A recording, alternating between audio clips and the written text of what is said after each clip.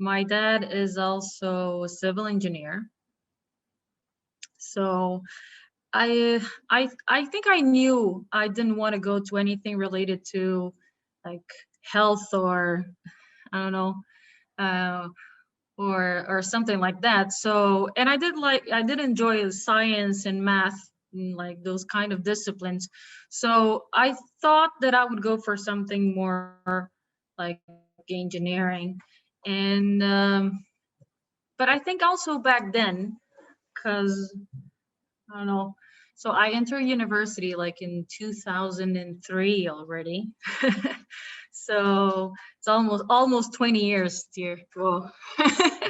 So I guess also then I didn't feel like there was a lot of information about other degrees, I would say. So it came to what I was more familiar with, no, whatever was more part of my reality. I guess today there's more information about what you can do and what kind of courses you can do. It's more available, so I think it's easier to choose something that you're not really related to. But in my case, I think I was very influenced because I saw my dad work, and he seemed pretty happy at it. And I also found it very interesting, you know, like building things. And my dad worked a lot with projects, more of like doing the math and, you know, calculations more. So I always found that very interesting. And then when I was already at university, that's when I got interested in the part related with conservation and you know, rehabilitation of structures. And I think that's when I thought like, okay, I want to work a little more on this area. And then going to the historical constructions, I guess I think it's very easy for someone that enjoy history and you know, likes a little bit of knowing some more informations besides the engineering stuff. You always find interesting, and it's very appealing, I think. But then, you know, like the reality is that at least very related to what I do now is like I end up doing like a broad scope of things. No, I just do a lot, like also new structures. You know, you end up having to do different things, you know, because sometimes work there's sometimes there's a lot of work on one area, and then there's a lot of work going on in another area, so you have to adapt to everything. So, but I mean, that's how I got here, I guess.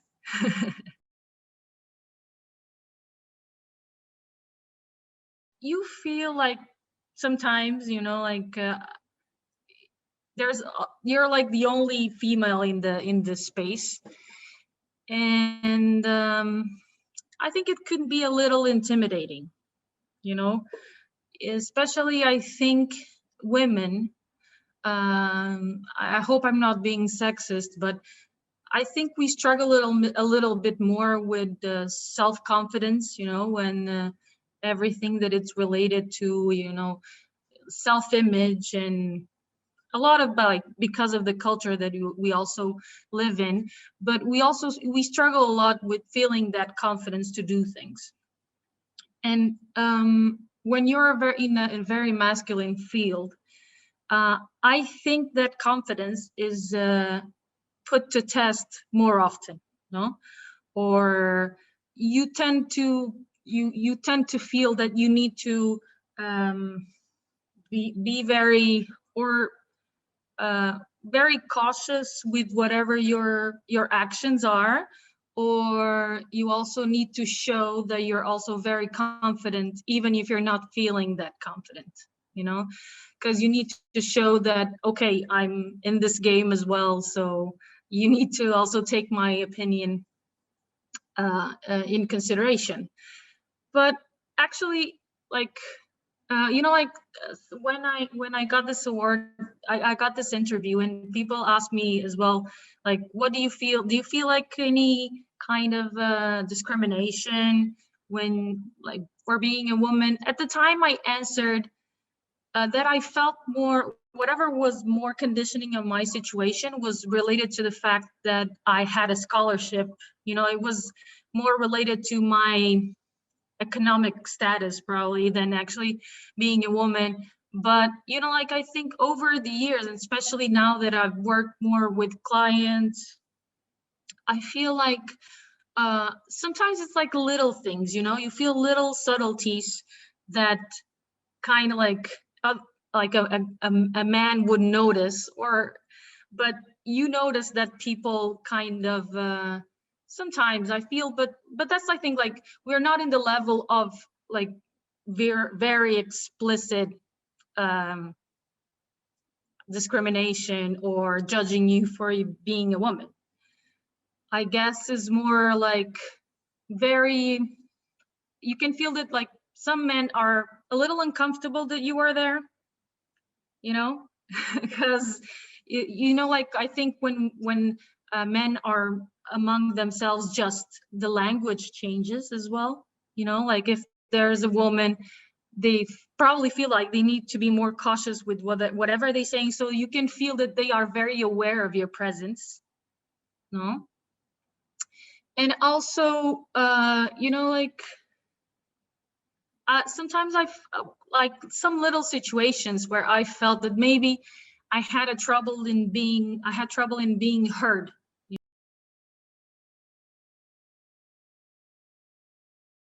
Not very something like on my face, very, but I think it's something that it's like just feeling that, I mean, it happened to me like one time. There was like this how can I say, it's like a court session that they called you to be, or in that case I was with the client, like an expert trying to define some things. And I also called another colleague from another field of expertise that was more related to the geotechnical part. And for example, and I called him to give his opinion on that specific part. And for example, when we were in this meeting together, we were just men, I was the only woman. You know, like we were discussing something, and I remember saying something a couple of times, and I just felt like nobody paid attention to what I was saying.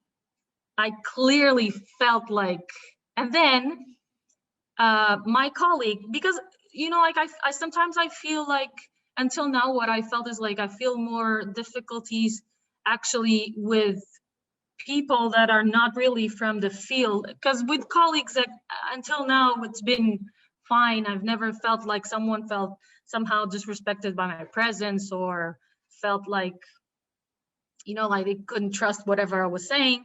But you know, like I spoke to him and say like, okay, I think we need to say this needs to be clear. And then he says it, and suddenly it's like, oh yes, oh my God, this is true. And I was like, oh my God. Times you, of course, you always question, is it because I'm a woman? Is it because I'm tiny? Because I'm also very tiny, so it might be on my height. I don't know. But I mean, is it like, but I think that it's more related with there's like overwhelming masculinity in the space, and sometimes you just feel like you're not speaking the same language, or at least there's not the same understanding.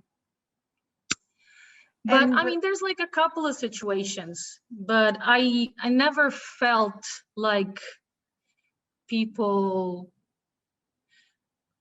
I mean, I also felt like sometimes lack of confidence, maybe, of other people on giving me certain tasks. But as I can't really say that it was because I was a woman, or maybe it was a lack of confidence. I don't know, because on my general work, I don't know. That's the, I also don't have the confidence to say for sure that it was that. But you know, like there's like these little things that end up you notice, you know, because you're kind of like, you start noticing this since you choose to go to like here is on our 12th grade. You notice little things that people do not expect you to be there. People do not expect you to speak so fluently, or people do not expect you to have so many opinions, you know. I always felt as well sometimes that I feel like there's still some people that don't expect women to be very good with, I don't know, calculations or something. I don't know. They feel like, or something that it's related to design or I don't know, analysis. I find that, I don't know, there's maybe a little lack of confidence on that. Everything that has to do with maybe like programming. When you go to industry, I think that's maybe when you feel a little bit of, there's a little more of difference. But I've actually but that's why I say, like, from colleagues, from our colleagues, I don't find a lot of difference. People are, for example, when you go and maybe talk to, when you start dealing with like a construction site manager, you know, something that it's more like construction related, maybe sometimes there can be like a condescending tone, like people do not expect you to know. And when you don't know, that's the point. Like, I think when you don't know, it's like, oh, I got you now. You don't know this. No, like there's very like this, you might know like 500 things, but then there's like this little one thing that you just didn't know. From some men, I think it gets divided when you get into like more into construction, people that work in construction.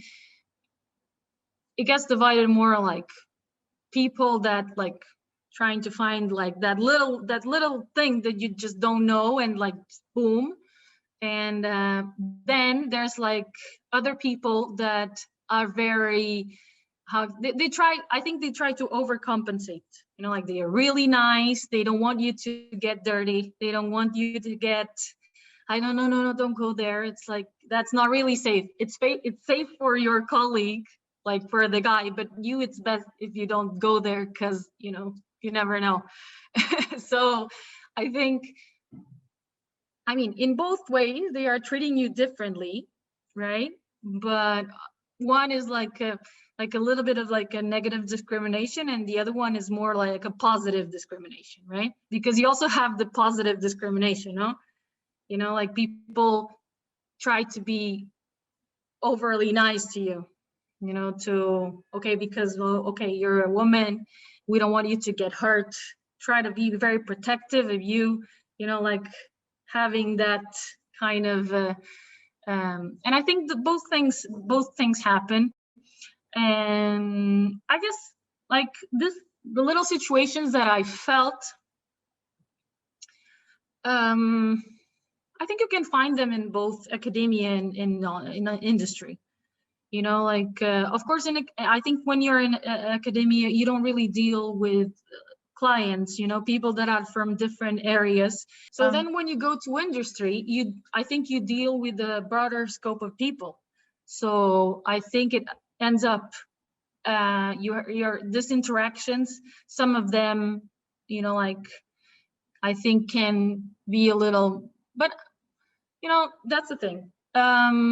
I think until now, I always felt like this small things, but as I told you, I guess maybe you can do this interview maybe in another 20 years or so, and then hopefully, hopefully, I think that's because I think the true difficulty starts when you want to go further, you know, when you want to go and give that jump.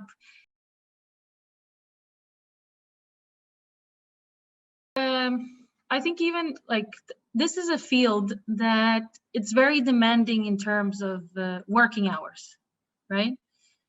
So I guess a lot of women voluntarily, they remove themselves from this field because you know, like they want to start a family, or, you know, like they want to have other kind of life work balance, you know, because the academia in civil engineering or even in the industry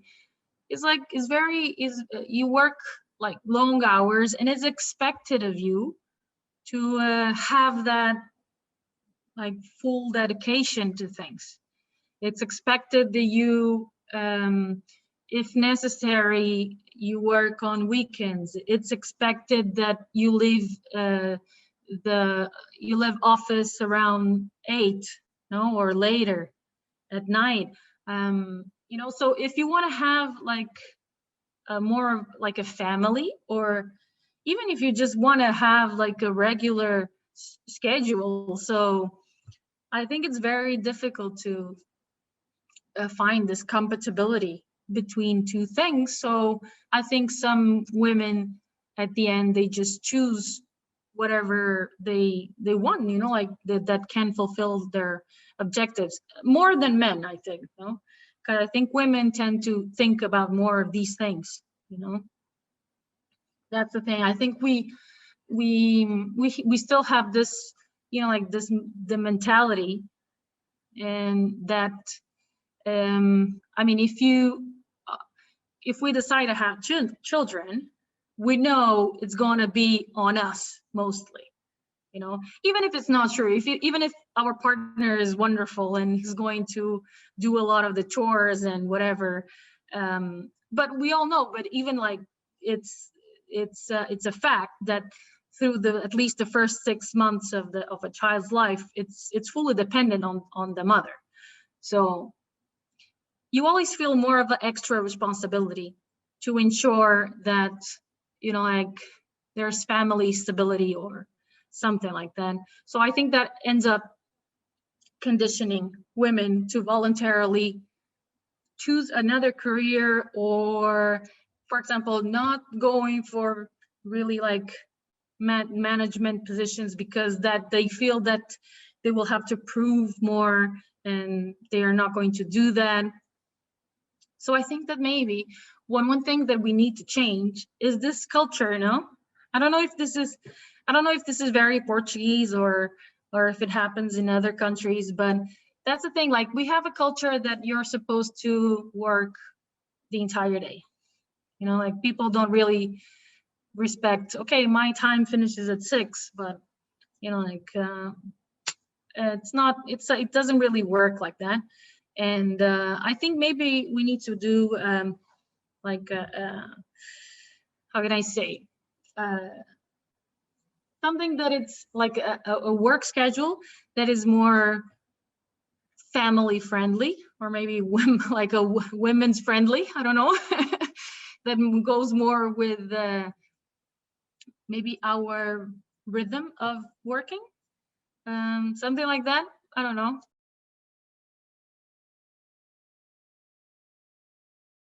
And then I think for some reason, I think there's like some work that needs to be done, because I also feel like there's like this age, like around, I don't know, 12 or 15 as well. And I think I read something about this that says, like, in general, that's when girls start saying like, okay, maybe I don't want something related with a lot of math, or, you know, something. So they change, or they look, that is like too masculine. There's like too many guys there. So I'm not just gonna do something that it's so technological even, because I think, I don't know, there's like this, I think it's a very, something that it's kind of like not maybe consciously done, or even consciously, I don't know. But if you look at like movies or